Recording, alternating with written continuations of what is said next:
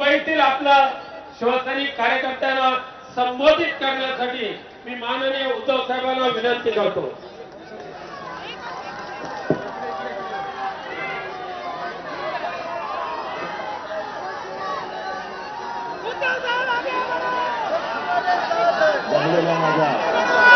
तमाम हिंदू बांधवांनो, भगिनींनो आणि मातांनो, आज संपूर्ण महाराष्ट्र जागा झालेला आहे. महाराष्ट्राच्या प्रत्येक जिल्ह्यात, प्रत्येक शहरात या भ्रष्टाचारांच्या विरुद्ध शिवसेना रस्त्यावरती उतरलेली आहे. सत्ताधाऱ्यांशी संघर्ष करायला, आणि तो मर्दा आपल्या शिवसेनेत आहे. आता तुम्ही ज्या घोषणा दिल्या, या भ्रष्टाचारांचं करायचं काय, पण डोकं असेल तर ना, कारण बिन डोक्याचे आणि नुसते पाय आहेत. सुरतेला पळून जायला, गुवाहाटीला पळून जायला. डोकं कुठे आहे? नुसते खोके. डोकं नाहीच आहे, बरोबर आहे, डोक्याच्या ऐवजी खोके आहेत. त्याच्यामुळे ते खोके घेऊन बसलेत.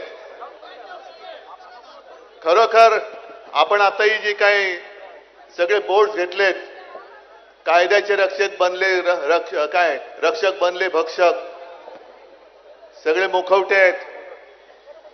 एकूण जर का विचार केला तर आज दिल्लीमध्ये महाविकास आघाडी, इंडिया आघाडीतर्फे सर्व खासदारांचा मोर्चा हा निवडणूक आयोगावरती चाललेला आहे.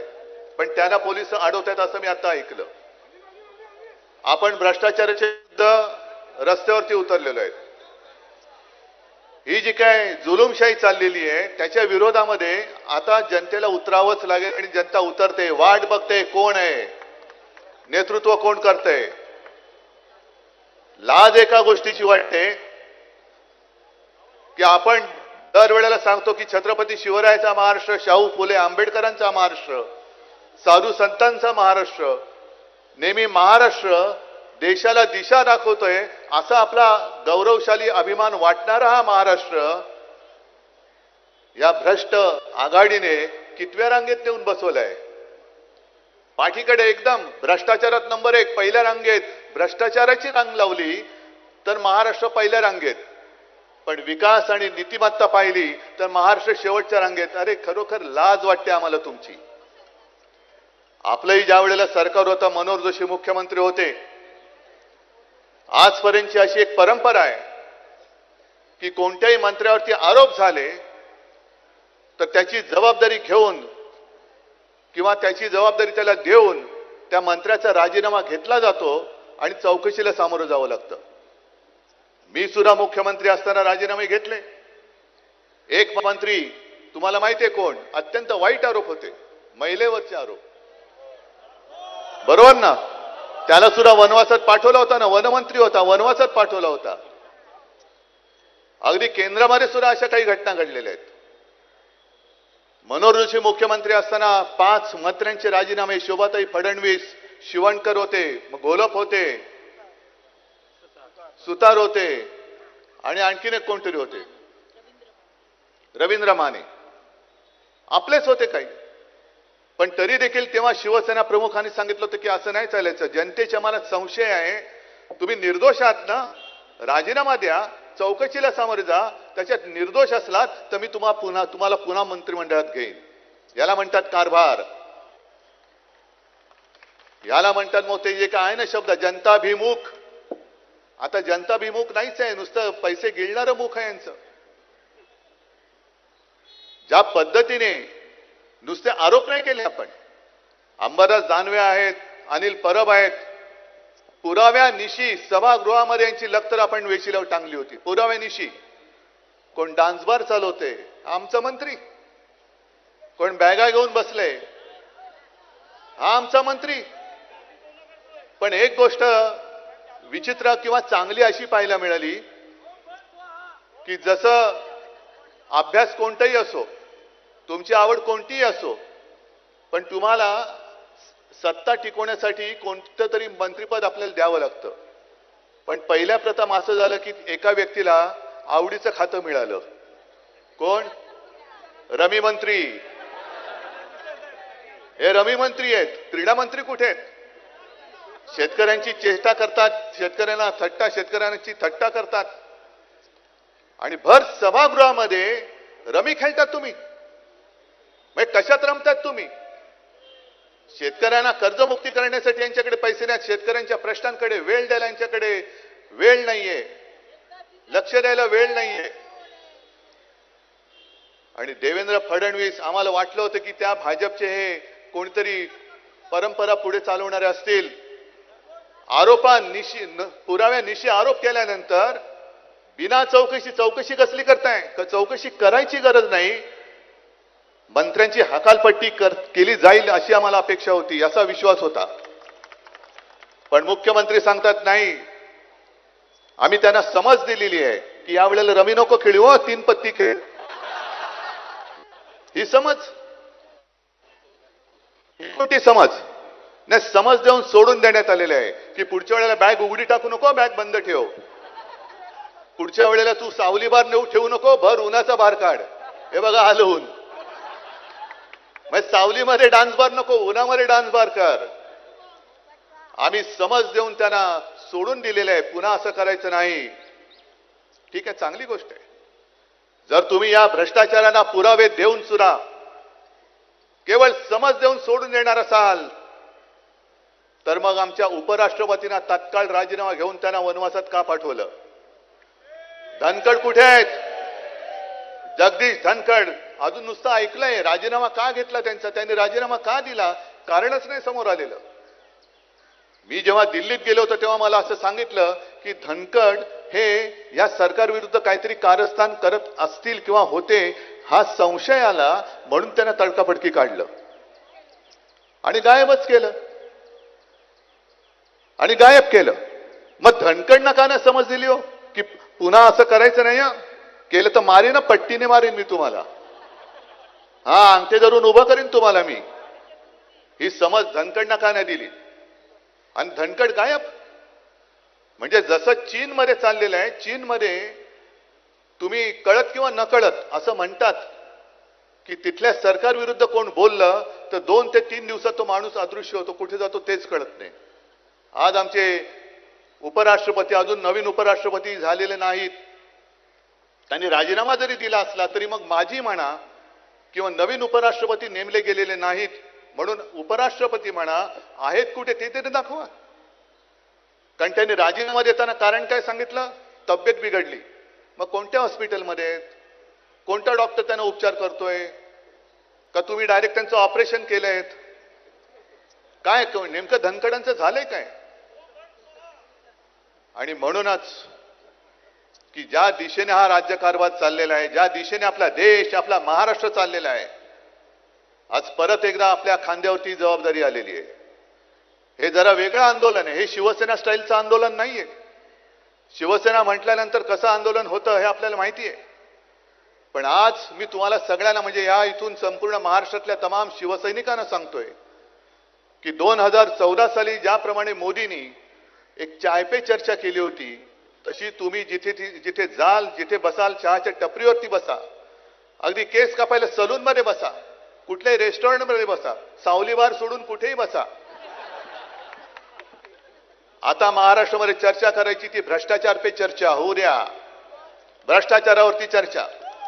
आणि जोपर्यंत हे भ्रष्टाचारी मंत्री काढले जात नाहीत तोपर्यंत आपलं आंदोलन थांबणार नाही, तोपर्यंत आंदोलन थांबणार नाही. मला देवेंद्र फडणवीसांची कीव येते. अरे 5वी बहुमत आहे, वरती तुमचे बाप जरी तिकडे बसलेत दिल्लीमध्ये, तरी सुद्धा तुमची हिंमत होत नाही भ्रष्टाचारानं काढायला. म्हणजे देवेंद्र फडणवीसांची जर का हालत पाहिली तर त्यांना म्हणजे स्वतः असं धरू की स्वतः काही भ्रष्टाचार केलेला नाही. मग का तुम्ही त्यांच्यासाठी बदनामी उडवताय? का तुम्ही त्यांच्यावरती पांघरुण घालताय? काय तुमच्याकडे एवढ्या बहुमतामध्ये, ज्याप्रमाणे जगातला सगळ्यात मोठा पक्ष भाजपा, भ्रष्टाचारी जनता पक्ष, त्यांच्याकडे अध्यक्ष करायला माणूस नाहीये, तसंच तुम्हाला हे भ्रष्ट मंत्री काढून दुसरे मंत्री तुमच्याकडे घ्यायला काय माणूस नाहीये? कोणाचा दबाव आहे तुमच्यावरती? देवेंद्र फडणवीसांनी जाहीर करावा की हे त्यांना पटते का? हा भ्रष्टाचार त्यांना पटतोय काय? पटत असेल तर मग बघू महाराष्ट्रातली जनता आहे आणि तुम्ही आहात, तुम्ही म्हणजे ते भ्रष्टाचारी. पण नसेल तर देवेंद्र फडणवीसांनी सांगायला पाहिजे की मला काढायचं हो, पण झालं असं की सहनही होत नाही आणि सांगता येत नाही. अशी परिस्थिती झाली. दबाव आहे माझ्यावरती. अरे द्या जुगारून दबाव. नाहीतरी तुम्ही मतांची चोरी केली त्याच्या विरुद्ध तिकडे दिल्लीमध्ये निवडणूक आयोगाच्या विरुद्ध मोर्चा निघतोच आहे.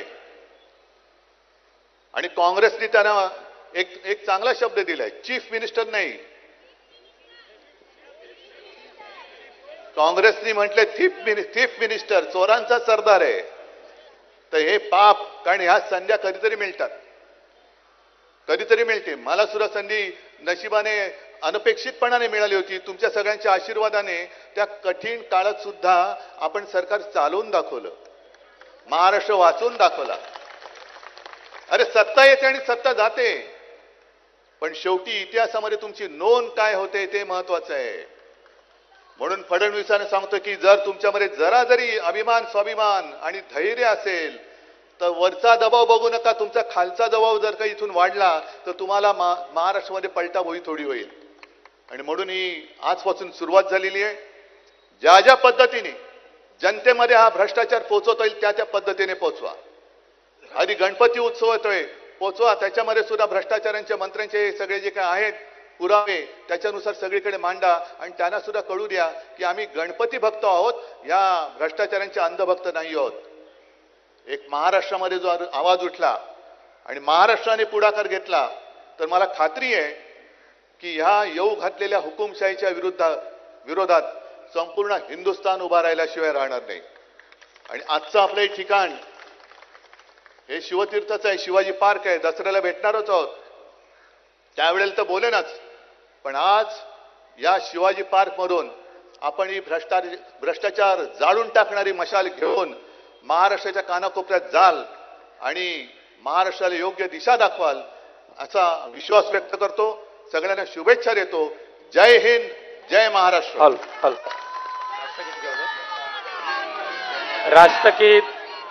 राष्ट्रगीत झाल्यानंतर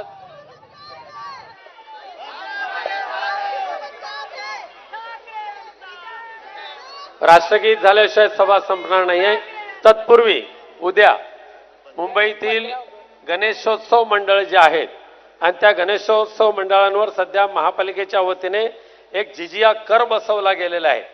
त्या विरोधात मुंबईतील गणेशोत्सव मंडळाचे प्रतिनिधी, पदाधिकारी यांची एक बैठक रंगशारदा येथे संध्याकाळी 6 वाजता आहे आणि प्रत्यक्ष माननीय उद्धव साहेब त्या मंडळाच्या सभेला मार्गदर्शन करणार आहेत.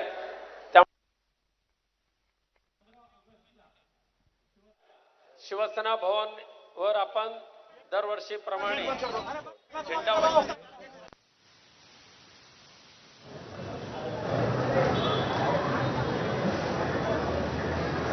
तर माननीय पक्षप्रमुख उद्धवजी ठाकरे आणि माननीय शिवसेना नेते आदित्यजी ठाकरेंसहित सर्व नेते त्या झेंडावंदन कार्यक्रमाला उपस्थित राहणार आहेत. तिथे आपण सर्वांनी यायचंय. आता राष्ट्रगीत सुरू करा. जनगण मन अधिनायक जय हे भारत भाग्य विधाता. पंजाब सिंध गुजरात मराठा द्राविड उच्चल वंग. विंध्य हिमाचल यमुना गंगा उच्चल जलधि तरंग. तव शुभ नामे जागे तव शुभ आशीष मागे. गाये तव जय गाथा जन गण मंगल